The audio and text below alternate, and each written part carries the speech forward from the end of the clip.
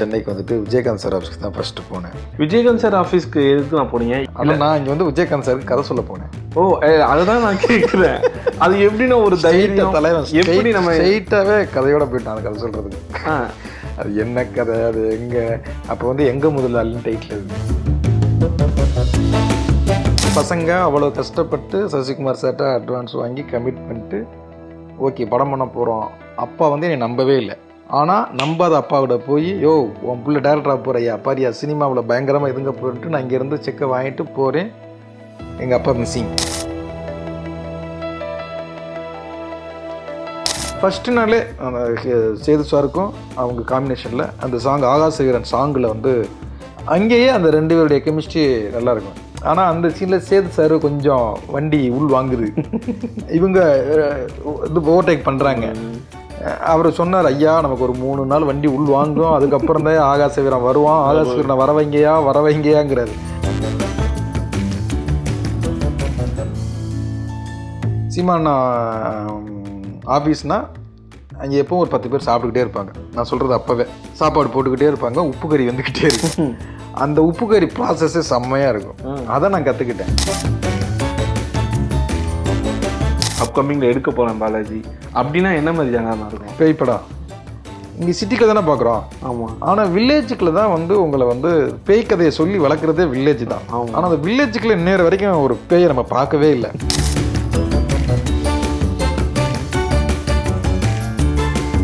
புதிய தலைமுறை நேயர்களுக்கு வணக்கம். இன்றைய சிறப்பு நேர்காணலுக்கு உங்களை வரவேற்பது நான் பாலாஜி. இந்த வார நிகழ்ச்சியின் சிறப்பு விருந்தினர் இயக்குனரும் தயாரிப்பாளருமான திரு பாண்டிராஜ். அண்ணா வணக்கம் பிரதர். சூப்பராக இருக்கேன். எப்படி இருக்கீங்கண்ணா? ரொம்ப நல்லா இருக்கீங்க. நீ எப்படி இருக்கீங்க? ரொம்ப செம்மையாக இருக்கேண்ணா. சூப்பர். ப்ரெஷர்லாம் முடிஞ்சு நல்லா ரிலாக்ஸாக இருக்கீங்க? ஆமாம், ரிலாக்ஸ்ன்னு சொல்ல முடியாது.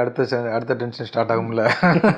அடுத்து என்ன பண்ணுறது, அடுத்து என்ன பண்ண போகிறோம் அப்படிங்கிறது இருக்குல்ல. பட் ஹாப்பியாக இருக்கு. சூப்பர்ண்ணா. பரோட்டா கடையை ஓப்பன் பண்ணி மூடுறதுக்கு முன்னாடி அண்ணனை பற்றின ஒரு சில விஷயங்கள்லாம் பேசிட்டு வரலான் இருக்கேன். வாங்க. சென்னைக்கு வந்தாச்சு, ஃபர்ஸ்ட் மூவ் ஸ்டார்ட் பண்ணியாச்சு. இதுக்கு பின்னாடி ஏகப்பட்ட கதைகள்லாம் இருக்கும்ல.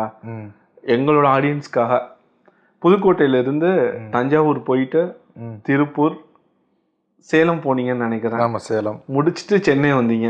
இந்த பயணம் எங்கன்னா ஸ்டார்ட் ஆச்சு? தெரியும் எல்லாருக்கும். விராட்சியில் புதுக்கோட்டை திருமயம் தாலுக்கா விவசாய குடும்பம். அப்பாவோட விவசாயம் பண்ணியிருக்கேன் சின்ன வயசில் வந்து. அதுக்கப்புறம் அம்மாவோட மார்க்கெட்டுகள் போய் காய்கறிகள் வாங்கி அம்மாவுக்கு உதவியாக ஹெல்ப் பண்ணுவோம்ல. மூட்டையை தள்ள தூக்கி விட்ருவாங்க. அப்போ வந்து ₹1 காசு கொடுப்பாங்க அம்மாவுக்கு. அதுக்காக அவங்க கூடவே தருவேன். +2 முடிக்கிறேன். +2 முடிச்சுட்டு ஒரு டிகிரி முடிக்கணும் அப்படிங்கிறது என்னுடைய ஆசை. ஒரு டிகிரி முடித்தா அப்போ வந்து டிப்ளமோ ஃபிலிம் டெக்னாலஜி DFTன்னு ஒன்று இதுவாகுதுல்ல, அப்போ வந்து டிகிரி முடிக்கணும், அது படிக்கணும் அப்படிங்கிறது என்னுடைய ஆசை. ஆனால் குடும்ப சூழல் வந்து 12வது அப்புறம் படிக்க வேண்டாம்னு சொல்லி எங்கள் அண்ணன் சைக்கிள் கடையில் வேலை பார்த்தார் இதில் வந்து திருவரம்பூரில். அப்போ என்னையே அங்கே அனுப்புறதுக்கு எங்கள் அப்பா பிளான் பண்ணார். எனக்கு அது பிடிக்கல. இப்போ என் அண்ணன் கூடலாம் ட்ராவல் பண்ணிக்கிட்டு அப்படின்ட்டு சரி ஓகே. திருச்சி இதில் தஞ்சாவூரில் எலக்ட்ரிக்கல் கடை ஒரு கடை வருது, செட்டியார்கிட்ட போனால் அவங்களுடைய பழக்க வழக்கங்கள் கொஞ்சம் நல்லா இதுவாகும், நீ அங்கே போ அப்படின்னு சொல்லி ரெக்கமெண்ட் பண்ணுறாங்க. எனக்கு பிடிக்கல, இருந்தாலும் சரி ஓகே போகலாம், தஞ்சாவூர் ஒரு நல்ல இடமா சூழலாம் நல்லாயிருக்கும் அப்படின்னு போய் அங்கே கொஞ்ச நாள் எலக்ட்ரிக்கல் வேலை பார்த்தேன். ஆனால் அது எனக்கு வேலை பார்த்தேன், என்னுடைய வேலையை திருப்தியாக பார்த்தேன். ஆனால் எனது மைண்டு பூரா சென்னை தான் இருக்குது. அதுக்கப்புறம் ஊரில் வந்துட்டேன். எங்கள் அண்ணன் கல்யாணம் நடந்தது, கல்யாணத்துக்கு வந்துட்டு நான் போக மாட்டேன்ட்டேன்.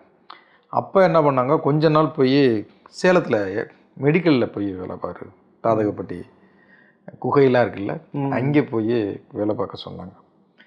அப்போ வந்து அங்கே கிருஷ்ணன் அப்படின்னு சொல்லியிருப்பான். அவன் சினிமாவுக்கு நடிகனாக போகிறேன் அப்படிங்கிற கனவுல இருக்கான். அவன் கூட போனால் உனக்கு டச் நிறைய ஆகும், நிறைய சினிமாவை வளர்த்துக்கலாம் அப்படின்லாம் ஆசையை தூண்டினதுனால அங்கே போனேன். ஆனால் உண்மையாகவே அங்கே வந்து நிறைய சினிமா பார்க்குறதுக்கு வாய்ப்புகள் நிறைய எனக்கு கிடச்சிது. நிறைய அங்கே சேலம் வந்து படம் பார்க்குறதுக்கு ரொம்ப அற்புதமான இடம். வரிசையாக தேட்டர் இருக்கும், டிக்கெட்டு கிடைக்கலன்னு திரும்பி வர வேண்டிய அவசியமே இல்லை. அந்த ஏரியா எனக்கு ரொம்ப பிடிச்சிருந்தது. அதுக்கப்புறம் அப்போ மஞ்சக்காமலை வந்துருச்சு எனக்கு. மஞ்சக்காமலை வந்து ரொம்ப ஒரு சீரியஸ் முத்துன நிலைமைன்னு சொல்லுவாங்கல்ல, ஆமாங்க. அந்த ஸ்டேஜுக்கு போயிடுச்சு. அப்புறம் அங்கேருந்து போய் நாட்டு மருந்து சாப்பிட்டு அதில் சிகிச்சை சரியில்லாமல் ஒரு அவ்வளோதான் அப்படிங்கிற ஒரு மூடுக்கு போகும்ல, ஒரு டெத்தை டச் பண்ணுவோம்ல, அப்படி டச் பண்ணிவிட்டு அப்புறம் ஒரு 6 மாதம் எங்கள் அண்ணன் சைக்கிள் கடையில் போயிருந்தேன். அண்ணன் கூட வந்து சைக்கிள் கடையில் போய் எங்கே போகக்கூடாதுன்னு நினச்சோம், எங்கே போகக்கூடாதுமோ அங்கே தான் காலம் வந்து எப்போவுமே வந்து யாரை சந்திக்கக்கூடாதுன்னு நினைக்கிறோமோ அவங்கள சந்திக்க வைக்கும், எங்கே எதை பண்ணக்கூடாதுன்னு நினைக்கிறோமோ அதை பண்ண வைக்கிங்கிறது மாதிரி சைக்கிள் கடை கொண்டு விட்டது. அப்புறம் அங்கேருந்து எங்கள் அண்ணன்ட்ட சொல்லிட்டு தான் சென்னை வந்தேன். அதுக்கு இடையில் திருப்பூரில் போய் ஹோட்டலில் கொஞ்ச நாள் இருந்தேன். அப்புறம் இங்கே வந்துட்டு சென்னைக்கு வந்துட்டு விஜயகாந்த் சார் ஆஃபீஸ்க்கு தான் ஃபஸ்ட்டு போனேன். அப்போ அங்கே வந்து திடீர்னுலாம் யாரும் வாய்ப்பு கொடுக்க மாட்டாங்க, ஏவிஎம் ஸ்டுடியோவில் செக்யூரிட்டிக்கு வேலை எடுத்துக்கிட்டு இருக்காங்க, அங்கே போனீங்கன்னா சினிமாக்காரங்களாம் வருவாங்க, அப்போ உங்களுக்கு ஒரு டச்சு கிடைக்கும் அப்படின்னா. விஜயகாந்த் சார் ஆஃபீஸ்க்கு எதுக்கு நான் போனீங்க? எனக்கு ரொம்ப பிடிக்கும். நான் ஆரம்பத்துலேருந்து விஜயகாந்த் சார்னா எனக்கு ரொம்ப பிடிக்கும். அங்கே போனால் அவர் நம்ம கேள்விப்பட்டது ஒன்று இருக்குல்ல, அவரை இப்போ அங்கே போனோம்னா இதுவாகும். ஆனால் நான் இங்கே வந்து விஜயகாந்த் சாருக்கு கதை சொல்ல போனேன். அதுதான் நான் கேட்குறேன், அது எப்படின்னா ஒரு தைரியம் தலைவன் எப்படி நம்ம ஸ்ட்ரெயிட்டாகவே கதையோட போயிட்டான் அந்த கதை சொல்கிறதுக்கு. அது என்ன கதை, அது எங்கே, அப்போ வந்து எங்கே முதலாளின்னு டைட்டில். அது நான் விஜயகாந்த் சாருக்கு பண்ணி வச்சிருந்த டைட்டில் எங்கே முதலாளி. இல்லை, திருப்பூரில் வேலை பார்த்தோம், சென்னை வந்துட்டோம்.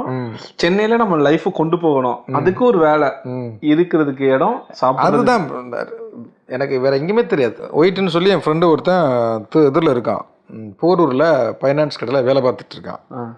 அங்கே போய் அவங்க கூட கொஞ்ச நாள் தங்கியிருந்தேன். அங்கே வந்து ஃபைனான்ஸ் பணம் பொருள் இடத்துல யாரா ஒருத்தனை புதுசாக தங்க வச்சுருக்கீங்கன்னு ஒரு நைட்டாக வரட்டி விட்டாங்க. அப்போ எனக்கு வேறு எங்கே தங்குறதுக்கு இடம் இல்லை. அப்போ விஜயகாந்தா போனால் இங்கே சாப்பாடு போடுவாங்க, ஹாஸ்பிட்டல் ஃப்ரீ அப்படின்னா இங்கே எங்கேயும் படுக்க எடுக்க தங்க இடம் இருக்கும் அப்படிங்கிற ஒரு மூடில் கதை சொல்கிறது மாதிரி போகிறேன். எங்கே முதலாளி அப்படின்னு ஒரு டைட்டிலில் ஒரு கதை ஒன்று பண்ணி வச்சுருக்கேன். அது கதையாக என்னங்கிறது இப்போ ஏதோ ஒன்று பண்ணுவோம்ல, ஆர்வக்கோளாறில் ஒன்று பண்ணுவோம்ல. அப்போ அங்கே உள்ள ஒரு செக்யூரிட்டி வந்து சொன்னார், தம்பி இங்கெல்லாம் கதையெல்லாம் சொல்ல முடியாது, அதுக்கு ஒரு ஒர்க் எக்ஸ்பீரியன்ஸ் வேணும், அதுக்கு நீ வந்து அசிஸ்டன்ட் டைரக்டர் ஆகணும் அப்படின்னு. ஏவிஎம் ஸ்டுடியோக்கு போ, அங்கே செக்யூரிட்டிக்கு ஆள் எடுத்துக்கிட்டு இருக்காங்க, கோலி ஏஞ்சல் செக்யூரிட்டி சர்வீஸ்னு. அது அங்கே போயிட்டேன்னா சினிமாக்காரங்க டைரக்டர் எல்லாமே வருவாங்கன்னாங்க. அப்போ அங்கே போய் ஏவிஎம்மில் வேலை பார்க்குறேன். அங்கே பாக்கியராஜ் சாருடைய டிரைவர் சீனு அப்படிங்கிற ஒரு பழக்கமாகிறார். அப்போ அவரை போய் பார்த்து அப்போ அவர் சொல்கிறாரு, இங்கெல்லாம் நின்னா உனக்கு வேலை கிடைக்காது, நீ பாக்கியாவுக்கு வந்துடு, அங்கே ஒரு ஆஃபீஸ் பாய் தேவைப்படுது, அந்த வேலைக்குள்ளே வந்துட்டியன்னா அங்கே நீ பாக்கியராஜ் சார் இம்ப்ரெஸ் பண்ணின்னா வந்துடலாம். இப்போ இங்கேருந்து ஷிஃப்ட் ஆகி ப்ரொமோஷன் ஆகி ஆஃபீஸ் பாய் வேலை பார்க்க பாக்கியாவுக்கு போகிறேன். அங்கே போனால் தான் தெரியுது, அங்கே ஒரு 7-8 பேர் அசிஸ்டன்ட் டைரக்டருக்கு வெயிட்டிங்கில் இருக்கிறாங்க. ஆஹா இது வேலைக்கு ஆகாதுடா அப்படின்னு சொல்லிட்டு அப்புறம் அங்கேருந்து ட்ரை பண்ண ஆரம்பிக்கிறேன். அப்படி தான் அந்த இது வந்து சேரன் சார், கண்ணெதிரே தோன்றினால் ரவிச்சந்திரன், கேஎஸ் ரவிக்குமார் சார், 3 பேரையும் ட்ரை பண்ணிகிட்ருக்கேன்.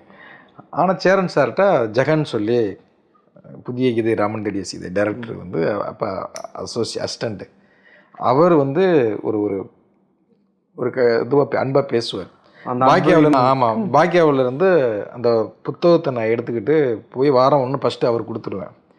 அதில் ஒரு கவிதையோ ஒரு கதையோ ஏதோ இம்ப்ரெஸ் பண்ணுறதுக்காக எழுதுவேன். அந்த கவிதையை எடுத்துக்கிட்டு போய் அவரை பார்ப்பேன்.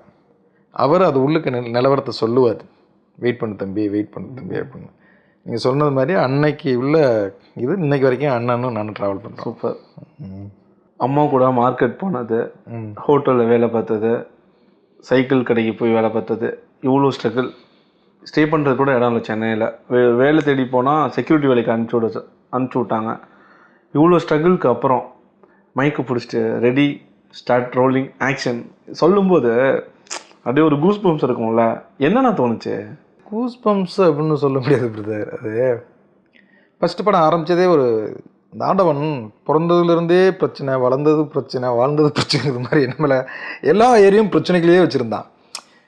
பசங்க அவ்வளோ கஷ்டப்பட்டு சசிகுமார் சார்ட்ட அட்வான்ஸ் வாங்கி கமிட் பண்ணிட்டு ஓகே படம் பண்ண போகிறோம். அப்பா வந்து என்னை நம்பவே இல்லை, நான் சினிமாவில் டைரக்டராகவே நம்பவே இல்லை.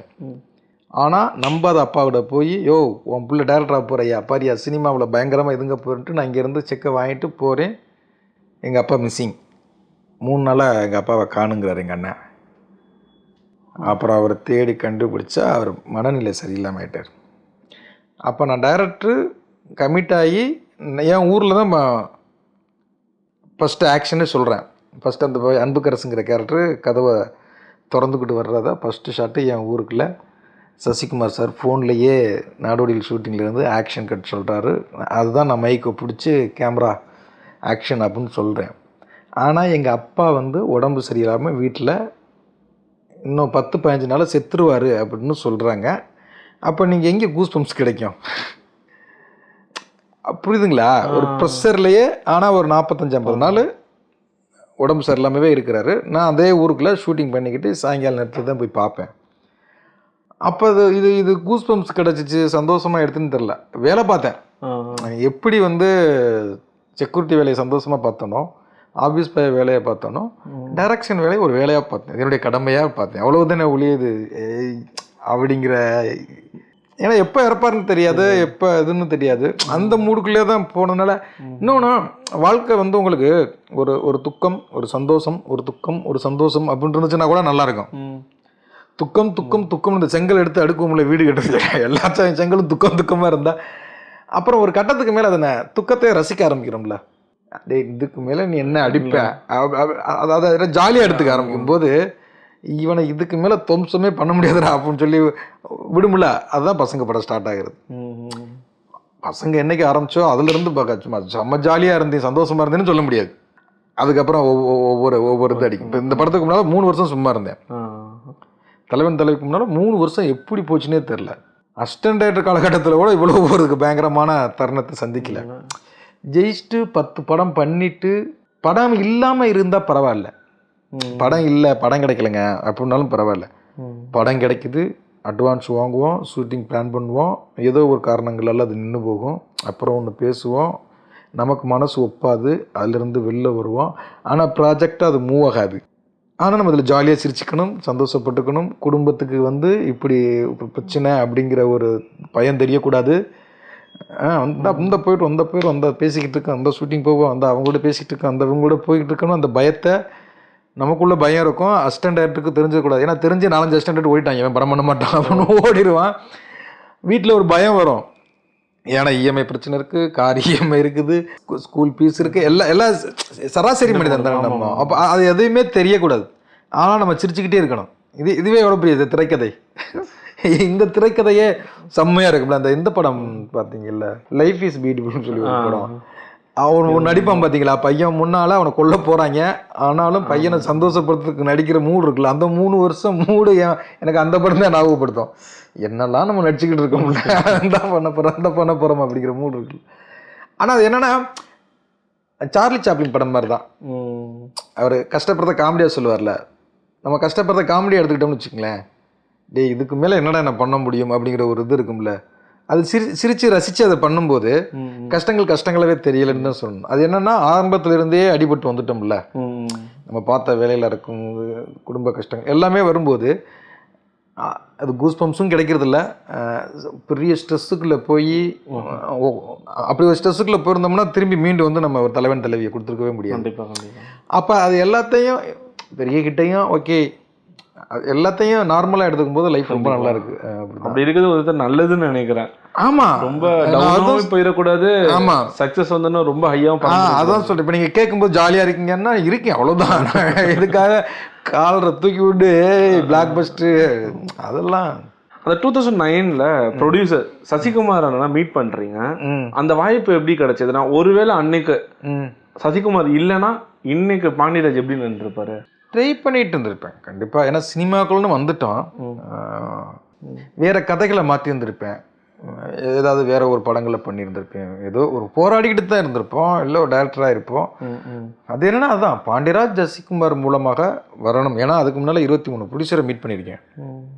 நான் மீட் பண்ணாத ப்ரொடியூசரில் நான் மீட் பண்ணாத டைரக்டர். இந்த பசங்க ஸ்கிரிப்டை லிங்குசாமி சாரில் ஆரம்பித்து, சங்கர் சாரில் ஆரம்பித்து, சரண் சாரில் ஆரம்பித்து, சேரன் சாரில் ஆரம்பித்து, மணிரத்னம் சார் ஆஃபீஸ்லேருந்து அன்னைக்கு எந்தெந்த டைரக்டர்லாம் ப்ரொடியூசராக இருக்காங்களோ எல்லா ஆஃபீஸும் ஏறி இறங்கினவன் தான் நான். அது ஆனால் சசிகுமார் சார் மூலமாக அந்த படம் வரணும்னு எழுதப்பட்டிருக்கு. அப்போ அது எழுதப்பட்ட விதி. அதுதான் அவர் மூலமாக அந்த படைப்பு. அதாவது சசிகுமார் சார் பசங்க படத்தை தேர்ந்தெடுக்கல, பசங்க படம் சசிகுமார் சார். ஏன்னா இந்த மனிதன் தான் இந்த படத்தை பண்ணணும் அப்படின்னு எப்பவுமே ஒரு படைப்பு அந்த தலைப்பை எதை தேர்ந்தெடுத்துக்கும்ல. கண்டிப்பாக. அப்படி தேர்ந்தெடுத்தது தான். ஏன்னா அவர் ஒரு ப்ரொடியூசராக இருந்து அவரை போய் நம்ம தேடி கதை சொல்கிறது வேற. கண்டிப்பாக. சுப்பிரமணியபுரம் அன்னைக்கு பாதி படம் தான் எடுத்திருக்காரு.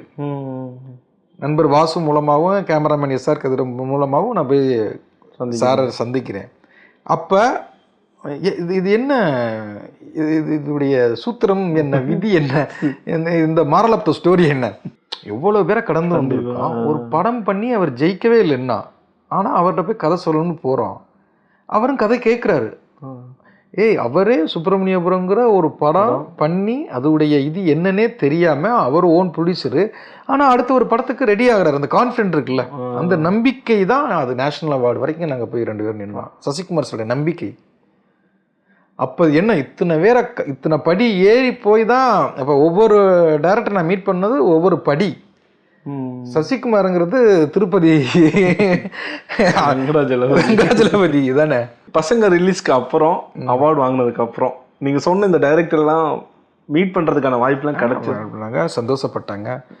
சங்கர் சார் வந்து புக்கு அனுப்புனார். லிங்குசாமி சார் இன்னைக்கும் பாட்ராஜ் மிஸ் பண்ணிட்டேன் பாட்ராஜ் அப்படிங்கிறத சொல்லிக்கிட்டு இருப்பாரு. ஒரு படத்துக்கு மெயின் கதைக்கு நாயகனாக இருக்கிறவர் கதாநாயகன். ஒரு படம் ஸ்டார்ட் பண்ணுறீங்க, சிவகார்த்திகேயனை பிச் பண்ணுறீங்க. எப்படின்னா இந்த பையன் இந்த படத்துக்கு கரெக்டாக இருக்கும், ஆடியன்ஸ்க்கு கனெக்ட் ஆகிற மாதிரி இருப்பான்னு ஒரு ப்ரெடிக்ட் பண்ணியிருப்பீங்களா? அந்த ஸ்பார்க் எப்படி வந்துச்சு? ஸ்பார்க் வந்து விமலுடைய வாகை சூடா படத்தை ஆடியோ லான்ச்சில் தான் நான் வந்து ஃபஸ்ட்டு சிவகார்த்திகேயனை நான் பார்க்குறேன். அப்போ லைவாக கம்பேர் பண்ணிட்டு இருக்காப்புல. அந்த ஷோவை வந்து எல்லாரையும் ஸ்டேஜுக்கு கூப்பிடுறது சிவா. அப்போ வந்து எல்லாத்தையும் கூப்பிட்டுக்கிட்டு இருக்கும்போது அந்த கூப்பிடுற அந்த சின்ன சின்ன ஒரு 30 செகண்டில் ஒருத்தர் வர்ணனை பண்ணுவாங்களா, அவர் போடுற அந்த சின்ன சின்ன சின்ன சின்ன டைலாக்ஸ் வந்து செம ஃபன்னாக மாறுது, ஒரு கிளாப்ஸ் மூமெண்ட்டாக மாறுது. அப்போ பார்க்குறேன், யார் அவன் இவ்வளவு ஒரு என்டர்டைன்மெண்ட் ஒரு இடத்த கொண்டு போகிறது வந்து காம்பியருக்கு ரொம்ப முக்கியமான. இந்த நிகழ்ச்சி சுவாரஸ்யமாக மாறுறதுக்கும் சுமாராக மாறுறதுக்கும் உங்கள் கையில் தான் இருக்குது. நீங்கள் கேட்குற கேள்வி தான் அது சுவாரஸ்யமாக மாறும். கண்டிப்பா. அப்போ அந்த அந்த அந்த மேடையை சுவாரஸ்யமாக மாற்றுறது சிவா. இந்த டயத்தில் இவ்வளோ யார் அப்படின்னு வள்ளிகாந்தன் நீ அசிஸ்டன்ட்ட கேட்குறேன். சார் அவர் வந்து விஜய் டிவியில் இது ஒரு ஷோ பண்ணிட்டு இருக்காரு, நான் பார்த்ததே கிடையாது.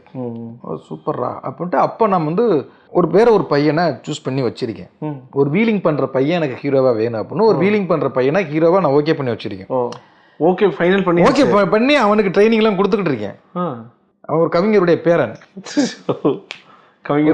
ஒரு பெரிய கவிஞருடைய பேரன். அவன் வீலிங் நல்லா பண்ணுவான், பீச் ஓரத்துலேயே தான் தெரிவான். அப்போ அதை வந்து இது பண்ணிட்டு, இல்லை எனக்கு இந்த பையனை கூப்பிடுங்க அப்படின்னு சொல்லிட்டு நேற்று தான் அந்த எடிட்ரு வந்து இந்த படத்தோட அத்தியப்பன் சிவான்னு எடிட்ரு சிவாவை வர சொல்லி மொட்டை மாடியில் அந்த எடிட்ரு வந்து முடி வச்சுருப்பான். அந்த முடியை அவுத்து போட்டு இதை வந்து ஹீரோயின் நினச்சிக்க இந்த பொண்ணு கூட பேசணும் ஒரு டெஸ்ட் ஷூட் எடுத்தான். அந்த டெஸ்ட் ஷூட்டு அந்த வீடியோவுக்கு நான் தர்றேன், அவன் அனுப்புகிறான்னா அந்த வீடியோவை நான் யூஸ் பண்ணி கேட்டுமாண்ணா. இது சிவாவை ஃபஸ்ட் எடுத்த வீடியோடா, நம்ம டெஸ்ட் எடுத்த வீடியோடா, இவ்வளோ நாள் எப்படா வச்சுருந்தேன்னா நான் ஹார்ட் டிஸ்கெல்லாம் செக் பண்ணேன்.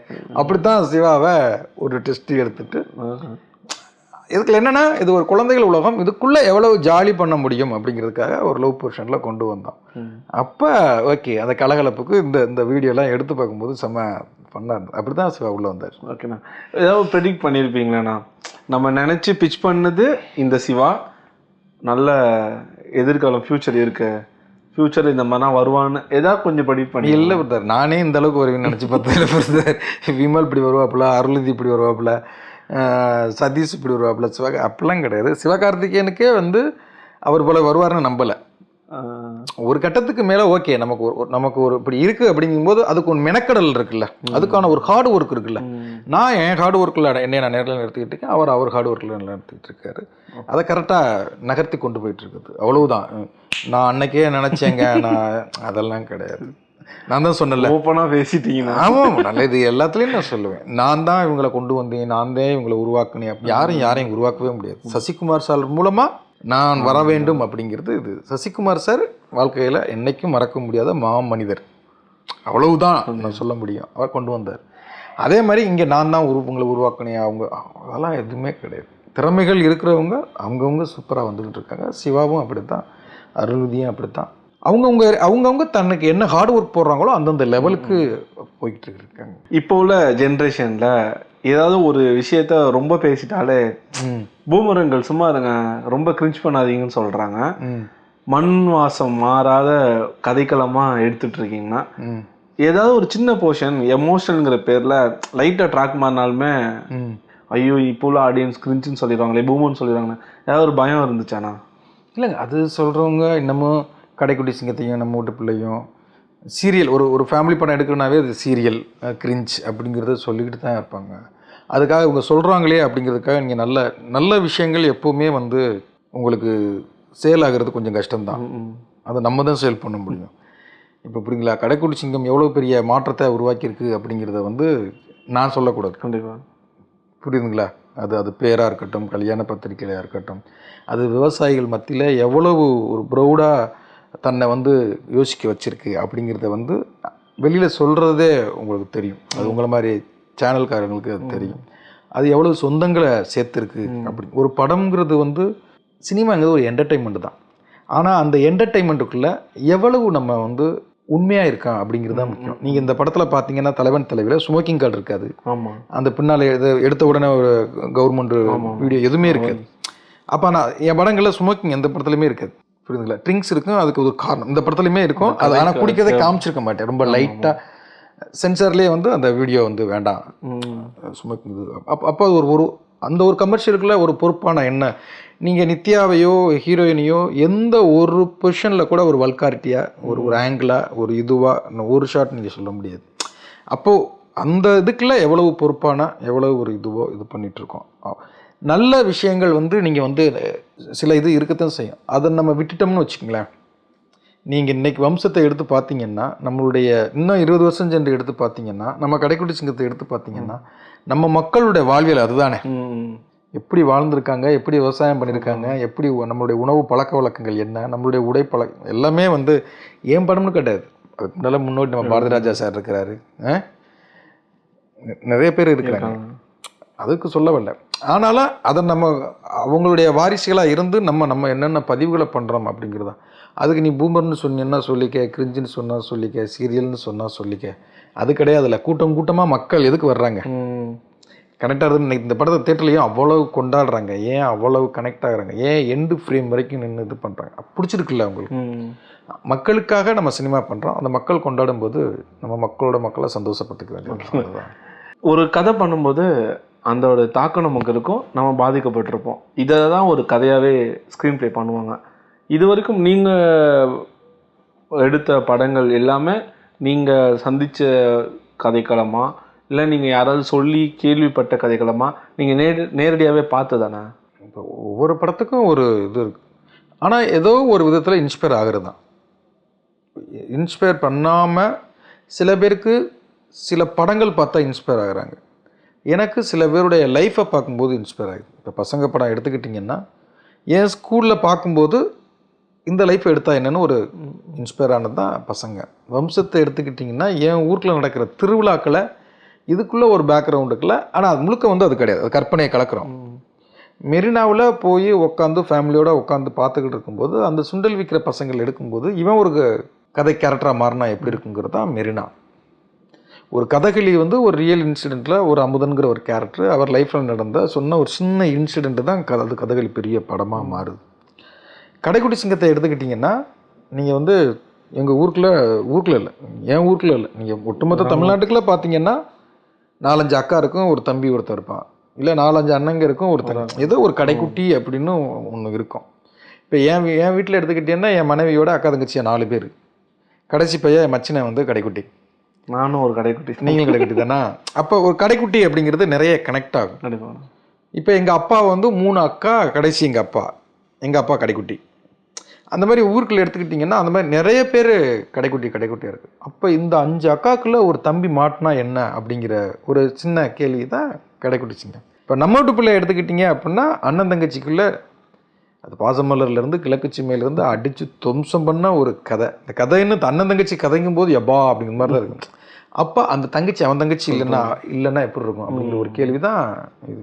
அப்போ எல்லாமே நம்ம இப்போ இந்த படம் வந்து ஒரு லைஃப் ஒரு ஒரு ட்ராவலில் சந்தித்த 2 மனிதர்கள் தான் ஆகாச வீரனும் பேரரசு. அப்போ லைஃப்லேருந்து எடுக்கும்போது அது ஈஸியாக பண்ணுறதுக்கு அழகாக வருது, நம்ம மக்களோட அது கனெக்ட் ஆகுது. அப்போ இந்த படங்கள் அப்படித்தானே இருக்கும். அது சில பேருக்கு கொஞ்சம் தூரமாக இருக்கும்போது அவங்கள நம்ம தூரமாக வச்சுட்டு போயிடும். வாழ்வியல் சார்ந்து நிறைய படங்கள் பண்ணியாச்சுன்னா உங்களுக்கு ரொம்ப பிடிச்ச படம் இந்த மாதிரி ஒரு ஜானர் இருக்கு, இன்னும் இந்த மாதிரி ஜானர்னா அப்கமிங்ல எடுக்க போறேன் பாலாஜி அப்படின்னா என்ன மாதிரி ஜானர்னா இருக்கும்? எனக்கு ஸ்போர்ட்ஸ் மூவி ஒன்று பண்ணணும்னு ஆசை இருக்குது. கதையும் எழுதிக்கிட்டு இருக்கேன். ஸ்போர்ட்ஸ்னால் நீங்கள் நினைக்காத ஒரு ஸ்போர்ட்ஸ், புரியுதுங்களா? அதை வந்து பயங்கர டீட்டெயிலாக ஒரு பண்ணணும் அப்படின்னு எழுதிக்கிட்டு இருக்கேன். அது பண்ணணும் அப்படின்னு ஒன்று இருக்குது.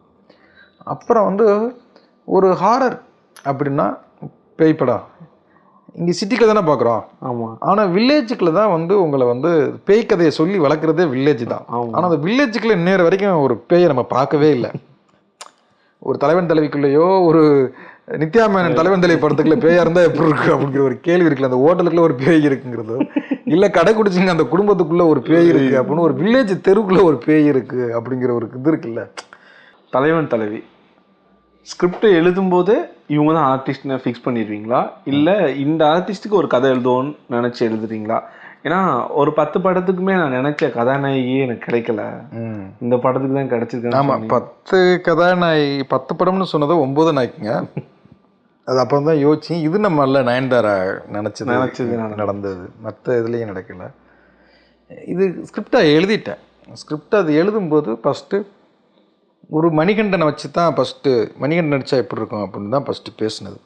அப்புறம் எழுத வந்து விஜய் சேதுபதி சார் நடித்தா நல்லாயிருக்கும் அப்படின்னா அதுக்கப்புறம் அவர்கிட்ட கதை சொன்னதுக்கப்புறம் தான் அவர் மைண்டில் வச்சு சின்ன சின்ன வேலைகள் பார்த்தோம். மற்றபடி ஸ்கிரிப்டை எழுதிட்டு தான் ஆர்டிஸ்ட் அதுக்குள்ளே உட்கார வைக்கிறது இல்லையா, ஆர்டிஸ்ட்டை மைண்டில் வச்சுக்கிட்டு எழுது கிடையாது. ஆனால் எழுதும் போதே பேரரசியாக நித்யா மேனன் இருந்தால் நல்லாயிருக்கும் அப்படின்னு தோணுது. அது எப்படின்னு அதை யோசிச்சிங்க? என்னோட கேள்வி அதுதான். ஃபுல்லாக கிராமத்து கதை, சொந்தக்காரனை நம்பாதீங்க, அப்பா அம்மா மாமியார் சண்டை, அக்கா தங்கச்சி இப்படிலாம் போயிட்டு இருக்கும்போது ஓகே கண்மணியில் 360 ராயல் என்ஃபீல்டர் பறந்து போயிட்டு இருந்த ஒரு இவங்க இந்த கதைக்கு அடாப்ட் ஆவாங்களா, ரசிகர்கள் ஏற்றுப்பாங்களா, இந்த படத்துக்கு இவங்க எப்படி தமிழ் ரசிகர்கள் இவங்களை எப்படி ரிசீவ் பண்ண போகிறாங்க, ஏதாவது ஒரு பயம் இருந்தது தானே? இல்லை அந்த அவங்க நடித்து இவங்க எப்படி மாற்ற அந்த டவுட்லாம் இல்லை. ஆனால் லுக்காக இவங்களை எப்படி பேரரசியாக எப்படி ப்ரெசென்ட் பண்ண போகிறோம் அப்படிங்கிற ஒரு கேள்வி இருந்தது. அது அப்புறம் வந்து சரி ஓகே லுக்கா, ஏன்னா அவங்க நீங்கள் அவங்கள வந்து இந்த காஸ்டியூம் இல்லாமல் அவங்க ஸ்பாட்டில் வந்து இறங்கும்போது அவங்க காஸ்டியூம் அவங்க லுக்கை பார்த்தா எல்லாருமே பயந்துருவாங்க தான், புரியுதுங்களா? அவங்க லுக்கே அவங்க ஸ்டைலே வேறு மாதிரி இருக்கும். ஆனால் அப்புறம் ஒரு பட்டை அடிச்சு விட்டோம், கொஞ்சம் கலரை கொஞ்சம் மாற்றலாம், இங்கே இது இடுமுடி வச்சு, ஏன்னா அவங்களுக்கு லென்த்து கம்மி, இடிமுடி வச்சு இது பண்ணலாம். அப்புறம் நிறைய வேலை பார்த்தோம். அவங்களுக்கு பட்டை போடும்போதே அவங்களுக்கு ஒரு பயம் இருந்தது, ஐயோ இதெல்லாம் காமெடி ஆயிரும் அப்படின்னாங்க. இல்லை ஒன்று பண்ணி பார்ப்போம் அது நல்லா இருக்கும் பாருங்க அப்படின்ட்டு ஒரு சீன் எடுத்து காமிக்கும்போது ஏய் நல்லா இருக்குல்ல, அழகாக இருக்குது, க்யூட்டாக இருக்குது அப்படின்னாங்க. அப்புறம் இன்னொரு சீனில் நான் போட்டுக்குவா பட்டை நானே போட்டுக்குவா அப்படின்னு சொல்லிட்டு அப்புறம் அதை ஒரு அந்த பட்டை போட்டுக்கிறத அவங்களுடைய ஹேபிட்டாகவே அப்படியே படத்துக்குள்ளே அப்படியே மாற்றணும். அந்த லுக்கு அந்த புடவைகள்லாம் பார்த்தீங்கன்னா ரொம்ப நம்ம மதுரையில் நம்ம அக்காலும் தங்கச்சியிலும் கட்டுற புடவையாக தான் அவங்களுக்கு கட்டி விட்டுருப்போம். அப்புறம் அவங்களுக்கு வந்து அந்த அந்த மாடுலேஷன் அந்த டைலாக் டெலிவரியே வந்து நான் நடித்து காமிச்சிடுவேன், இப்படி தான் பண்ணணும் இதுதான் பண்ணணும், ஐயோ அதெல்லாம் அவங்களுக்கு வராது, ஐயோ இது எப்படி பண்ணுறது அப்படிம்பாங்க. அது அப்புறம் அந்த கத்துறாங்கல்ல பேரரசு வடை என்னடா, அதுக்குள்ள ஒரு ராகம் வரும் கிராமத்தில் பாட்டி. ஆமாம் ஆமாம், அது நம்ம வம்சத்தில் வச்சதான் திருப்பி தூக்கி. அப்போ அந்த கேரக்டருக்கு ஒர்க் பண்ணும்போது அது அழகாக மாறினது. அவங்களுக்கு இங்கே போதும், இங்கே வேறு எங்கேயுமே ஷார்ட் வைக்கலாம். நித்யாவுக்கு இங்கே ஷார்ட் வச்சிங்கன்னா போதும், இதுக்குள்ளேயே அவங்க பயங்கரமாக நடிச்சிருப்பாங்க, செம பர்ஃபார்மர். அந்த பர்ஃபார்மர் அவங்க அப்படிங்கிற நம்பிக்கை இருந்ததுனால அந்த கவலை இல்லை. ஃபஸ்ட்டு நாளே சேது சாருக்கும் அவங்க காம்பினேஷனில் அந்த சாங் ஆகாச வீரன் சாங்கில் வந்து 2 பேரும் ஆப்போசிட் உட்காந்துட்டு நான் உங்களை எப்படி கூப்பிட்றது அப்படிங்கிற அந்த சீன் தான் எடுத்தேன். ஏன்னா மலை மேலே, ஆமாம் அந்த மலை பக்கத்தில் 2 பேரும் ஒரு கோயிலில் உட்காந்துக்கிட்டு என்ன அப்படின்னோடனே எப்படி உங்களை நான் எப்படி கூப்பிட்றது அப்படிங்கிற சீனை தான் எடுத்தேன். எடுக்கும்போதே அவங்களுக்கு வந்து சரி கோயிலில் அந்த கோயிலுக்கு பக்கத்தில் உட்காந்துருப்பாங்க. அப்போவே லைட்டாக ஒரு பட்டையை போட்டு விட்டு விபூதியில் அப்போ விபூதி தான் இருக்கும், விபூதி குங்குமம் அப்படிலாம் வச்சு அங்கேயே அந்த 2 பேருடைய கெமிஸ்ட்ரி நல்லாயிருக்கும். ஆனால் அந்த சீனில் சேது சார் கொஞ்சம் வண்டி உள் வாங்குது. இவங்க இது ஓவர்டேக் பண்ணுறாங்க. அவர் சொன்னார், ஐயா நமக்கு ஒரு 3 நாள் வண்டி உள் வாங்கும், அதுக்கப்புறம் தான் ஆகாச வீரன் வருவான், ஆகாச வீரனை வர வைங்கயாங்கிறாரு. மாண்டேஜா எடுக்கிறேன்னு சொல்லிட்டு எடுத்த உடனே சீன் எடுக்கிறேன். அவர் வாங்க அது சாங்குக்குள்ளே தாங்க வரப்போகுது விடுங்க அப்படின்னு சொல்லிட்டு தான் அதான் ஃபஸ்ட்டு எடுத்தேன். அப்புறம் அந்த ஒரு 3வது 4வது நாள் தான் அந்த ஆகாச வீரன் அவருக்குள்ளே உள்ளே புகுறான். ஆனால் இவங்க வந்து ஃபஸ்ட்டு இதுலேயே பேரரசியாக அந்த மூடுக்குள்ளே வந்துட்டாங்க. இந்த கதைக்கு ஒரு கதாநாயகனா பார்க்கறத விட கதையின் நாயகனா விஜய் சேதுபதியை பார்க்கலாம். ஒரு 10 நிமிஷம் நல்லா ஃபன்னாக போயிட்டு இருக்கும்போது அங்கே ஒரு ட்ராக்னு ஒரு ட்ராக் மாறும், வேற ஒரு ட்ராக்ல போகும்போது டவுன் இந்த மாதிரி ஒரு மாறிடும். விஜய் சேதுபதி இப்போ உள்ள ஒரு பீக்கில் இந்த மாதிரி ஸ்கிரிப்டனா ஓகே சொல்லுவாரா? இவர் தான் நல்லா இருக்கும், இவர் தான் கரெக்டாக இருக்கும் அவர்கிட்ட சொல்லும்போது அவர் என்னென்ன சொன்னார்? நான் ஃபஸ்ட்டு ஒரு 20-25 நிமிஷம் தான் கதை சொன்னேன். கதை சொல்லும்போது என்ன சொன்னேன்னா, நான் வந்து இது ஒரு மாதிரியான கதை. படம் தோணும்போது வில்லனாக இருப்பான், ஒரு வில்லன் தான் கதைக்குள்ளே ட்ராவல் ஆவான். அவன் வந்து இவன் கெட்டவன் அப்படின்னு தோணும். அப்புறம் போயிட்டுருக்கும்போது இவன் கெட்டவன் இல்லை கேடு கெட்டவன் தோணும். அப்புறம் கொஞ்சம் போயிட்டுருக்கும்போது இல்லை இவன் நல்லவன் அப்படின்னு தோணும். அப்புறம் கொஞ்சம் நேரத்தில் இல்லை அவன் ரொம்ப நல்லவன் அப்படின்னு சொல்லி படம் முடியும் போது ஐயோ ரொம்ப பாவமியா இவன் அப்படின்னு படம் முடியுது தான் நான் சொன்னது. ஐயா நல்லா அதான் சார் லைனே இன்ட்ரெஸ்டிங்காக இருக்குது சார், கதையை சொல்லுங்கள் சார் அப்படின்னு. இதுதான் நான் ஒரு ஃபஸ்ட்டு கதையாக சொல்கிறதுக்கு முன்னால் நான் கொடுத்த ஒரு ஒன்லைன்னா இதுதான். அப்புறம் அந்த கதையை நான் சொல்லும்போது அதை ரிசீவ் பண்ண விதம் அவருக்கு வந்து சார் ரொம்ப நல்லா இருக்குது, நான் பண்ணுறேன், எனக்கு இது ரொம்ப நல்லா இருக்குது. அவர் அந்த ஆகாச வீரன், பேரரசி, பொட்டு, அரசாங்கம், ராகவர்த்தினி எல்லாம் அந்த பேர்களையே ரொம்ப ரசிக்க ஆரம்பிச்சிட்டார். அந்த கதை அந்த மூடே வந்து ஒரு அரே அப்படிங்கிற இது இருக்குல்ல, அழகாக இருக்குது சார் அப்படிங்கிற அதுக்குள்ளேயே அந்த கதைக்குள்ளே அவர் வந்துட்டார். கண்டிப்பாண்ணா. ஆனால் எப்படின்னு அந்த பேர்லாம் எங்கேருந்து நான் எடுத்துகிட்டு வரீங்க? எனக்கு அது கேட்கவே ரொம்ப வித்தியாசமாக இருக்குது. நிறைய இடத்துல இந்த பதிலை சொல்லிட்டேன் நீங்கள். அது எடுக்கிறதுன்றது இங்கே நம்ம மக்களாக தெரிகிறான், எங்கே புதுசாக இருக்குது அதெல்லாம் எடுத்து பைக்கில் போட்டு வச்சுக்க வேண்டியதான், இன்பாக்ஸில் நோட் பண்ணி வச்சுக்க வேண்டியதான். இப்போ என் ஃபோன் எடுத்து பார்த்தீங்கன்னா அந்த நோட்ஸ்ன்னு இருக்கும்ல, அதில் இன்னொரு 20 பேர் இருக்கும். அதெல்லாம் அப்புறம் ஃபஸ்ட்டு ஸ்கிரிப்ட் தோணும்போது மனம் போன போக்கில் எழுதிட்டு போயிடுவேன். இப்போ பாலாஜி ஹீரோக்கு பேர் பாலாஜி, அவ்வளோதான். அவங்கள பார்த்தோன்னா இப்போ போய் உட்காந்து எழுத ஆரம்பிச்சேன்னா ஹீரோ பேர் பாலாஜி அப்படின்ட்டு எழுதிட்டு போயிடுவேன். அப்புறம் பாலாஜியை வந்து எப்படி மாற்றுறது, அவனுக்கு என்ன ரிலேட்டடு அப்படின்ட்டு தான் அவன் மாறுவான். அப்படியே டக்குன்னு பேர் வச்சியா நம்ம ஒய்ஃப் பேர் நான் வச்சுன்னா வசந்தி அப்படின்ட்டு எழுதிட்டு போயிடுறது. ஆனால் எந்த படத்துலையும் அந்த பேர் வராது வசந்தி. ஆனால் அந்த இடத்துல அது பேரரசியாவோ அரசியாவோ கன்னிக்கினியாலாவோ மகிழ்னியாவோ ஏதோ அந்த பேர்கள் மாறிக்கிட்டே இருக்கும். அது அது அது ஃபஸ்ட்டு படத்தில் வச்சுட்டேன், கொஞ்சம் யோசிச்சு நல்ல பேராக வச்சுட்டேன். அது தேட்டரில் வந்து ஒரே ஒரு ஆடியன்ஸு அந்த டைரக்டர் பார்த்தியாடா பேர் கூட ரசித்து வச்சுருக்கான்டா, அவ்வளவு நல்லா பேர் வச்சுருக்கான் அப்படின்னு அந்த ஒரு கமெண்ட்டு அது 16 வருஷமாக ஃபாலோ ஆகிட்டுருக்கு. அந்த ஆள் எனக்கு ஒருவேளை கமெண்ட் அடிக்காமல் அந்த பேரை பற்றி பேசாமல் போயிருந்தா நானும் பேருக்கு மெனக்கடாமல் கூட இருந்திருக்கலாம். கண்டிப்பாக. உங்கள் கூட்டணியில் பாண்டியராஜனா இவர் இருப்பார், அவர் இருப்பார், இப்படி இருக்கும், இந்த மாதிரி கதைக்குள்ள இருக்கும், இப்படிலாம் ப்ரெடிக்ட் பண்ணிட்டு போயிட்டே இருக்கும்போது டக்குன்னு சந்தோஷ் நாராயண் உள்ள இருக்காரு. இவர் என்னடா ஷார்ட்ஸும் ட்ராக் சூட்டு டிஷர்ட் போட்டுட்டு இருந்தவர் கைலி கட்டிட்டு உள்ளே இறங்கியிருக்காருன்னு பார்த்தா டவுட் வந்தது. இந்த படத்துக்கு இவர் எப்படின்னா பிச் பண்ணீங்க? இல்லை, அது நான் தான் காரணம். இது ஹீரோவோ ப்ரொடக்ஷனோ வேறு யாருமே கிடையாது. எனக்கு இந்த படம் சந்தோஷ் நாராயண் பண்ணணும், நான் தான் ஆசைப்பட்டு போனேன். எதனால நான் இந்த விஷயத்தினால தான் எனக்கு இவர் வேணும்னு நினச்சேன். இல்லை, அவர் சவுண்டு ரொம்ப எனக்கு பிடிக்கும். அந்த அவருடைய சவுண்டு வந்து இதுவாகும். நானும் இமான் சாரும் 3 படம் ட்ராவல் பண்ணுறோம். நான் இப்போ பொதுவாக எல்லா மியூசிக் டேரக்டரையும் ஒரு படம் தான் ட்ராவல் பண்ணுவேன். 3 படம் ட்ராவல் பண்ணேன்னா இமான் சாருடைய ஒர்க்கு எனக்கு ரொம்ப பிடிக்கும். ஒரு டெடிக்கேஷன்னா ஒரு ஒர்க்கு. ஆனால் இந்த படம் வந்து இதுவும் ஒரு கடைக்குடி சிங்கம் நம்ம வீட்டு பிள்ளை மாதிரி தான். அந்த கதைக்கலைகளை தான் ஃபேமிலியில் ஒரு கலராக மாற்றணும் அப்படிங்கும்போது ஒரு சுகுமார் சந்தோஷ் அப்படின்னு போகும்போது அது கலராக மாறும். அந்த ஆர்ஆராக ஒரு ஒர்க்கு. ஏன்னா அந்த படத்தில் வந்து ஆர்ஆரும் கூடவே கதை சொல்லணும் அப்படிங்கிறதுக்காக நான் ஆசைப்பட்டு தான் நான் போனேன். அது பொட்டல முட்டாய் ஃபஸ்ட்டு சாங் வரும்போதே அப்பா தல்ட்ட போண்டு செம்ம ஒருத்துப்பா. ஏன்னா அது அந்த சாங்கே ஒரு கூட்டத்தை க்ரியேட் பண்ணிச்சு. இல்லை நம்ம என்ன நினச்சோமோ அது நடந்துருச்சு. அது எடிட்டிங்காகவும் அப்படி தான். இந்த படத்துக்கு வந்து எடிட்டருடைய வேலை ஒரு முக்கிய பங்காக இருந்தது. அப்போ நான் வந்து பிரதீப்பை வந்து நான் தான் அவனை கதையில் லான்ச் பண்ணேன். ஆனால் இடையில திருப்பி நாங்கள் ஒர்க் பண்ணல. ரூபனோட போனதுனால ரூபனோட ஒரு 3 படம் ஒர்க் பண்ணிகிட்டே இருந்தேன். ஓகே. ஆனால் இந்த படத்துக்கு வந்து அவன் இப்போ சமீபத்தில் பார்த்தீங்கன்னா ட்ரெய்லரை பிரிச்சிடறான் அவன். நீங்கள் லவ் டுடே இருக்கட்டும், ட்ராகனாக இருக்கட்டும், ஸ்டாராக இருக்கட்டும்.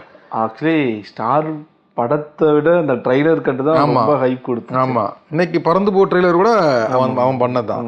அதனால வந்து எடிட்டிங் இந்த படத்துக்கு ஒரு கதை சொல்றதுக்கு தேவைப்பட்டான். இங்க 2 பேரும் பேசிட்டு இருக்கும்போது அங்க ஒரு கதை. ஆமா, அதெல்லாம் ஸ்கிரிப்ட்ல இருந்தது. ஆனாலும் அதை கரெக்டா இது பண்ணணும்ல, கொண்டு போகணும்ல. ஒரு மியூசிக்கோட அவன் ஒரு கதை சொல்லணும். ஒரு கேமராமேன், 4 பேருமே இந்த படத்துக்கு கேமராமேன், எடிட்டரு, மியூசிக் டைரக்டர் இவங்க சேர்ந்து ட்ராவல் பண்ணுறதுக்கான கதை இது. அதனால அதை பார்த்து பேரரசி ஹோட்டல் பாக்ஸ் ஆஃபீஸ் நினச்சதை விட நல்லா வந்துருச்சானா? கண்டிப்பாக இது பெரிய ஹிட் ஆகும் அப்படின்னு நம்பினோம். இது கனெக்ட் ஆகும் அப்படின்னு நம்பினோம். ஆனால் இவ்வளவு பெரிய வெற்றி அப்படிங்கிறது வந்து சந்தோஷமாக இருக்குது. நான் ஒன்றா சேது சார் சொன்னார், ஐயா அந்த படத்தை எப்படியாவது ஒரு ஹிட் படமாக கொடுத்துருங்க ஐயா அப்படின்னாரு. ஹிட்டு படமா? எங்க நான் மெகா பிளாக் பஸ்ட்டுக்கு வேலை பார்த்துக்கிட்டு இருக்கீங்க, உங்கள் கேரளில் ஹையஸ்ட் கலெக்ஷன் கொடுக்கணும் அப்படின்னு. ஐயா என்னையா பெரிய வார்த்தையெல்லாம் சொல்கிறீங்க ஐயா அப்படின்னாரு. ஆனால் இன்றைக்கி வந்து ட்ரேடில் வந்து அது வந்து விஜய் சேதுபதி சாருடைய ஹையஸ்ட் கலெக்ஷன் போது அவர் சொன்னார், ஐயா சொன்னதை நடத்திட்டீங்க ஐயா அப்படின்னு. அவர் வீடு எங்கள் ஆஃபீஸ் தேடி வந்து அந்த மாலையை போட்டு அவர் சொல்லும்போது அவர் மூஞ்சியில் அந்த சந்தோஷம் இருக்குல்ல, சொன்னதை நிறைவேற்றிட்டோம்டா அப்படிங்கிற அந்த மூடு இருக்குல்ல. இன்றைக்கி ப்ரொடியூசராக இருக்கட்டும், டிஸ்ட்ரிபியூட்டர், தேட்டருக்காரங்க, எந்த தேட்டருக்கு இவ்வளவு தேட்டரில் இருந்து யாரும் ஒரு டைரக்டருக்கு ஃபோன் பண்ண மாட்டாங்க, ப்ரொடியூசருக்கு தான் சொல்லிகிட்டு இருப்பாங்க. ஆனால் எனக்கு வந்து நிறைய தேட்டரில் இருந்தெல்லாம் உங்கள் படம் வந்து 2 மாதம் எங்களுக்கு கூட்டமே இல்லாமல் இருந்தது. இன்றைக்கி அவ்வளவு கார் பார்க்கிங், அவ்வளவு ஸ்நாக்ஸு, அவ்வளோ ஒரு படம் வந்து ஒரு ஃபேமிலி வர ஆரம்பிக்கும் போது தான் வந்து உங்களுக்கு ஸ்நாக்ஸில் இருந்து கார் பார்க்கிங்கில் இருந்து எல்லாத்தையுமே ஒரு தேட்டருக்காரங்களாம் அவ்வளவு சந்தோஷப்படுறாங்க. இந்த வெற்றியெல்லாம் பார்க்கும்போது பின்னாடி திரும்பி பார்க்குறீங்க, புதுக்கோட்டையிலேருந்து கிளம்புன பாண்டியராஜ் இப்போ உள்ள பாண்டியராஜ் மீட் பண்ணுறாரு அப்படின்னா என்னென்னா ஒரு கான்வர்சேஷன் இருக்கும், என்ன பேசுவீங்க? இந்த பாண்டியராஜ் ஒரு ஏமாளி, அந்த பாண்டியராஜ் ஒரு பயங்கர கான்ஃபிடண்ட்டான ஆள். எதை பற்றியும் கவலைப்பட மாட்டான், எதை பற்றியும் யோசிக்க மாட்டான். ஒரு டார்கெட்டை மட்டும் ஒரு 650 ரூபா காசோட நம்மளால் முடியும் அப்படின்னு அந்த பாண்டியராஜ் எதை பற்றியும் கவலைப்படாமல், யாருடைய விமர்சனத்தையும் கண்டுக்காமல், உன்னால் முடியாதுன்னு சொன்ன யாரை பற்றியும் கவலைப்படாமல், அப்பா அம்மாவே நம்பலை ஆனால் அவனை நம்புனா பாண்டியராஜ் வந்து அவன் ரொம்ப அபூர்வமானவன் அவன். ஏன்னா எந்த தேட்டர் வசதி கிடையாது, ஹாஸ்பிட்டல் வசதி கிடையாது, பெரிய பஸ் வசதி கிடையாது. அப்பா பெருசாக படிக்கலை, அம்மா படிக்கலை, அண்ணன் 11வது, அக்கா 4வது, இவன் 12வது. எந்த பேக்ரவுண்டு, ஒரு தாய் மாமனோ ஒரு நண்பனோ ஒரு இதுவோ கொண்டாந்து நிறுத்துறதுக்கு யாருமே இல்லாமல் ஒரு தனி மனிதனாக ஒரு 16 வருஷம் போராடி டைரக்டர் ஆனதே அவனுடைய பெரிய வெற்றி தான். அவனோட இவன் கம்பேர் பண்ணும்போது இவன் கொஞ்சம் கோலையாக இருக்கான், கொஞ்சம் இதுவாகிடுறான். நிறைய துரோகங்கள் நடக்கும்போது தோண்டு போயிடுறான். அவன் ரொம்ப கான்ஃபிடென்ட்டான ஆள். அதான் சொல்லுவான், நீ எப்பவும் பயப்படாதன்னு சொல்லுவான், நீ தில்லாக இருக்கணும் அப்படின்னு தான் அவன் சொல்லுவான். அவன் ரொம்ப, ஏன்னா இளங்கன்று பயமறியாதுன்னு சொல்லுவாங்கல்ல, அவன் எதுக்கும் பயப்பட மாட்டான். அவனுடைய டார்கெட் எல்லாமே வெற்றியாக மட்டும்தான் இருந்தது. இங்கே இவன் வெற்றியை பார்த்துட்டான், காசை பார்த்துட்டான், பணத்தை பார்த்துட்டான், வசதியை பார்த்துட்டான், காரை பார்த்துட்டான், ஏசியை பார்த்துட்டான். இவனுக்குள்ள நிறைய குழப்பங்கள் இருக்குது. அவன் ஒரு குழப்பம் இல்லாதவன். அதனால் நீ குழம்பாத, துரோகத்தை நினச்சி பயப்படாத, சந்தோஷத்தை நினைத்து மண்டையில் ஏற்றிக்காத, தோழியை கண்டு துவண்டு போகாத, எல்லாமே அவன் சொல்லுவான். உன் மனசு அதிகமாக பாதித்த விஷயம் எது இருக்காங்க? நிறைய இருக்குது பிரதர், நிறைய இருக்குது. சொந்தத்துக்குள்ளே நிறைய பாதிக்கப்பட்டிருக்கேன். நட்பாக நம்பி பணத்தை கொடுத்தவன் ஏமாத்திட்டு இல்லைன்ட்டு போயிருக்கிறான். சினிமாவுக்குள்ளே நிறைய பேர் படம் பண்ணுவோம் அப்படின்னு நம்ப வச்சு காக்க வச்சு கைகள் இருக்காங்க நிறைய. எனக்கு மட்டும், பாண்டியராஜுக்கு மட்டும் கிடையாது, சினிமாவுக்குள்ளே இருக்கிற ஒவ்வொருத்தருக்கும் பின்னாலேயும், ஜெயிச்சிருக்க ஒவ்வொருத்தருக்கும் பின்னாலேயும் ஒரு இது இருக்கும். ஒரு பெட்டி கடை நடத்துகிறவங்களுக்கு பின்னாலேயும் துரோகம் இருக்கும். ஒரு ஆஃபீஸில் வேலை பார்க்குற ஆஃபீஸ் பையனுக்கு பின்னாலேயும் நிறைய துரோகங்கள் இருக்கும். அது பாண்டியராஜ் பின்னாலேயும் இருக்குது. அது எனக்கு மட்டும்தானே இல்லை, ஆனால் அதை வந்து சிரிச்சுக்கிட்டு ஹேண்டில் பண்ணிவிட்டு போயிடணும் அப்படிங்கிற படிப்பினையும் கற்றுக் கொடுத்துருக்கு. ஒவ்வொரு படமும் ஒரு படிப்பினையை கொடுக்குதுல்ல. அதனால் நான் மட்டும்தான் கஷ்டப்பட்டோம், நாங்கள் தான் இதுன்னா, நம்மளை விட கஷ்டப்பட்டவங்க நிறைய பேர் இருக்காங்க, நம்மளை விட கஷ்டப்பட்டுக்கிட்டு இருக்கவங்க நிறைய பேர் இருக்காங்க. நம்ம இன்றைக்கி நல்ல இடத்துல இருக்கிறோம். அதை கரெக்டாக பிளான் பண்ணி கரெக்டாக பண்ணிக்கணும் அப்படிங்கிறது தான். அதனால் எனக்குன்னு இல்லை, நான் இப்போ பேசுகிற ஒவ்வொன்றுமே ஒவ்வொருத்தருக்குமான அசிங்கங்களும் அவமானங்களும் எல்லாருக்குமே இருக்குது. சரி பண்ணிக்கிட்டோம்னா வந்துடலாம். அவ்வளோதான். உங்களுக்கு பிடிச்ச ஆக்சுவலி நல்ல தளவாழ இலை வச்சு சாப்பிடும்போது கேட்குற கேள்வி, ரொம்ப பிடிச்ச ஃபுட்டுன்னா என்னதுண்ணா? எனக்கு இதுதான் அப்படின்னு கிடையாது, நல்லா சாப்பிடுவேன். அதில் நான் பண்ணுற உப்பு கறி பிடிக்கும். ஓ, நீங்கள் நான் உப்பு கறி பண்ணுவேன். அது எங்கே கற்றுக்கிட்டது அப்படின்னா சீமானன் ஆஃபீஸில் கற்றுக்கிட்டது. நாங்கள்லாம் உதவி இயக்குனராக இருக்கும்போது சீமானன் அலுவலகத்துக்கு போவோம். சீமானா வந்து சேரன் சார் ஆஃபீஸ்க்கு வருவார். அப்போ தம்பி படம் கதையை வந்து சேரன் சாரை வச்சு பண்ணுறதுக்கு அவர் கேட்டிருந்தார். அது நடக்கலை. அப்போ கதை பண்ணும்போது எங்கெல்லாம் கூப்பிடுவார், ஜெகன்னா எங்கெல்லாம் தம்பி வாங்கடா அப்படின்ட்டு அங்கே உப்பு கறி பண்ணுவாங்க. அந்த ஆஃபீஸில் வந்து சீமானா ஆஃபீஸ்னால் அங்கே எப்போவும் ஒரு 10 பேர் சாப்பிட்டுக்கிட்டே இருப்பாங்க. நான் சொல்கிறது அப்போவே சாப்பாடு போட்டுக்கிட்டே இருப்பாங்க, உப்பு கறி வந்துக்கிட்டே இருக்கும். அந்த உப்பு கறி ப்ராசஸே செம்மையாக இருக்கும். அதை நான் கற்றுக்கிட்டேன். அதை இப்போ என்னுடைய உப்பு கறிக்கு கவிஞர் முத்துக்குமார் வந்து பயங்கர அடிக்ட். அவர் சொல்லுவார், ஐயா இயக்குனரே நீங்கள் பாட்டெல்லாம் கொடுக்க வேண்டாம், எனக்கு உப்பு கறி போட்டு கொடுங்கன்னு வரும்போதே சிக்கனை வாங்கிட்டு வந்துடுவார். அது ப்ராசஸ் எப்படின்னா, 1 கிலோ சிக்கன் வச்சுக்கலாம். 1 கிலோ சிக்கன்னா 1/4 கிலோ சின்ன வெங்காயம் எடுத்துக்கணும். அந்த சின்ன வெங்காயத்தை நல்லா உரிச்சு வச்சுக்கணும். 1/4 கிலோ சின்ன வெங்காயம், ஒரு 50 கிராம் குடமிளகா இருக்கும்ல, நல்ல வரமிளகா, அந்த மிளகாயை விதையோட பிச்சு வச்சுக்கணும். ஒரு 100 கிராம் சீரகத்தை நச்சு வச்சுக்கணும். கல் உப்பு, ஆயில், தேங்காய், அது என்ன நல்லெண்ணெய் நல்லா இருக்கும். நல்லெண்ணெயை நல்லா ஊற்றி அந்த சின்ன வெங்காயத்தை பழுப்பு நிறம் வர்ற வரைக்கும் நல்லா வேக விடணும். பழுப்பாகணும், பழுப்பு கலரில் வரும். அப்புறம் அதை நல்லா கிண்டி விட்டுட்டு இந்த வரமிளகாயை தூக்கி அதில் கொட்டணும். இப்போ சின்ன வெங்காயத்தையும் வரமிளகாயையும் நல்லா இது பண்ணணும். அது நல்லா பழுப்பாகும். அந்த வரமிளகா வந்து பழுப்பு கருப்பாயிடக்கூடாது. அது பழுப்பும் கருப்பு லைட்டாக வரும்போது இப்போ இந்த 1 கிலோ சிக்கனை கழுவி லைட்டாக மஞ்சள் இது பண்ணி வச்சுருப்போம், அதை அதுக்குள்ளே தூக்கணும். வச்சு விடுதா அந்த சிக்கனை வந்து இப்போ நல்லா கிண்டி விட்டுட்டு கல் உப்பை போட்டு மூடி வச்சிடணும். நல்லா வேகணும் போதும் நினைக்கிறேன். விட்டுட்டு நல்லா வேக விட்டுட்டு இறக்கும்போது அந்த சீரகத்தை வந்து மிக்சியில் வந்து நல்லா ரொம்ப பொடியாகவும் ஆக்கிடக்கூடாது, ஆனால் நல்ல நொறுங்குனது மாதிரியும் இருக்கணும், அப்போ மாவாகவும் ஆயிடக்கூடாது. அப்படி போட்டுட்டு இறக்கிறதுக்கு கொஞ்சம் நேரத்துக்கு முன்னால் அந்த சீரகத்தை கொட்டி நல்லா கலக்கி நல்ல ரைஸை வச்சு அந்த அள்ளி அந்த மிளகாயோடு சாப்பிட்டோம்னு வச்சுக்கோங்களேன், இதுக்கு சமுத்திரக்கனி என்ன, சுசீந்திரன், முத்துக்குமார் அவங்க எல்லாமே என் ஆஃபீஸ்க்கு வந்துடுவாங்க. தம்பி உப்பு கறி பண்ணு அப்படின்னு சொல்லிட்டு. ஒரு இடத்துக்கு அப்புறம் நான் அது சமைக்கிறது இல்லை. எப்போது என் பசங்க அப்பா உப்பு கறி பண்ணுங்க அப்படின்னா அவங்களுக்கு பண்ணுவேன். அது நல்லாயிருக்கும். சூப்பராக. இப்போ இந்த தலைவன் தலைவி ஷூட்டிங் ஸ்பாட்டில் தான் எனக்கு குக் பண்ணிங்களாண்ணா? ஏன்னா படமே ஹோட்டல் தான். இல்லை, அது ஒரு சிக்கன் பண்ணல, எனக்கு ப்ரொடக்ஷனில் என்னென்னோ சாப்பாடு கொடுத்துக்கிட்டு இருந்தாங்க, கடுப்பாயிட்டான் நானும் கேமராமேனு.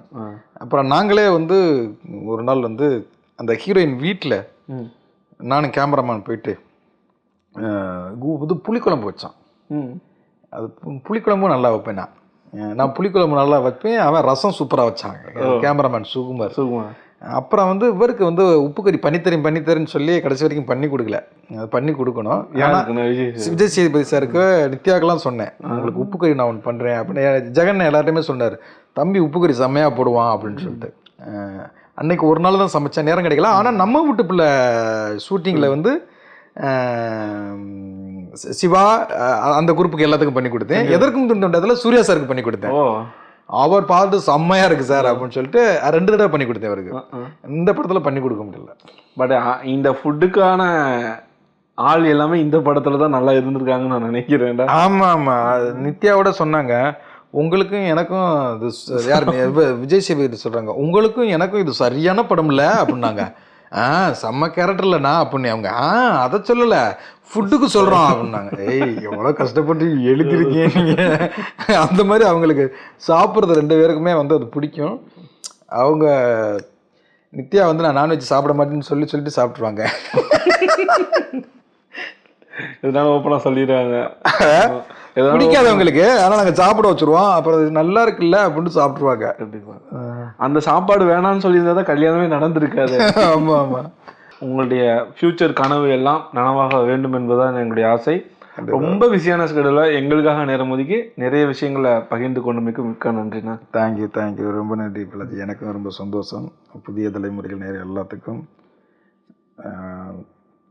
பேசினதை பாருங்க. நன்றி, தேங்க்யூ. மீண்டும் மற்றொரு சிறப்பு நேர்காணலில் சந்திக்கிறேன். அதுவரை உங்களிடமிருந்து விடைபெறுவது நான் பாலாஜி.